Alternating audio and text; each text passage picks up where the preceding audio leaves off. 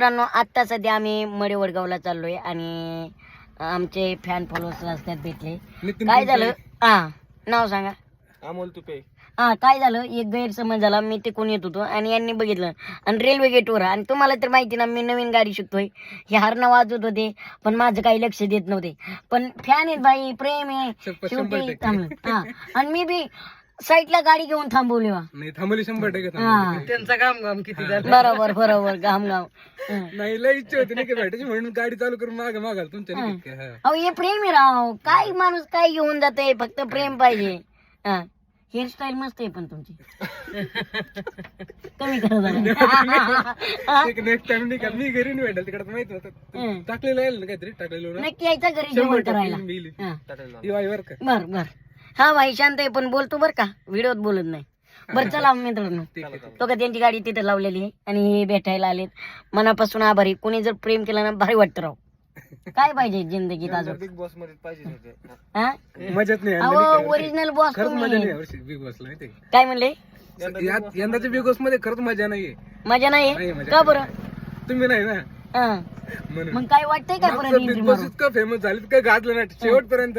आणि प्रत्येक घराने बघितलं नाही का, प्रत्येक घराने बघितलं, प्रत्येक एपिसोड बघितलं. अहो पण परत जर एंट्री केली तर काही लोक पण बिग बॉसच आपल्या तालुक्याला म्हणा, जिल्ह्याला म्हणा, बिग बॉसच आता माहित झालं. बिग बॉस ही माहितच नव्हतं ना. नाही नाही नाही. बरोबर आहे. इकडे आमच्या नाही, माणसाचं बरोबर म्हणतो तू.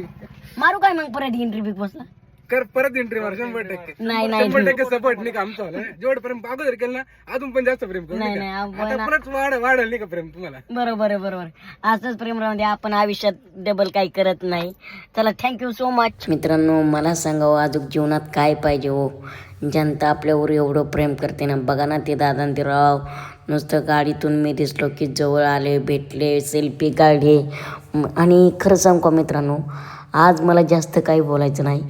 त्यांच्या चेहऱ्यावरचा जो काही आनंद आहे ना, ते सांगून जातोय की आपण भेटल्यामुळे त्यांना किती आनंद झाला आहे.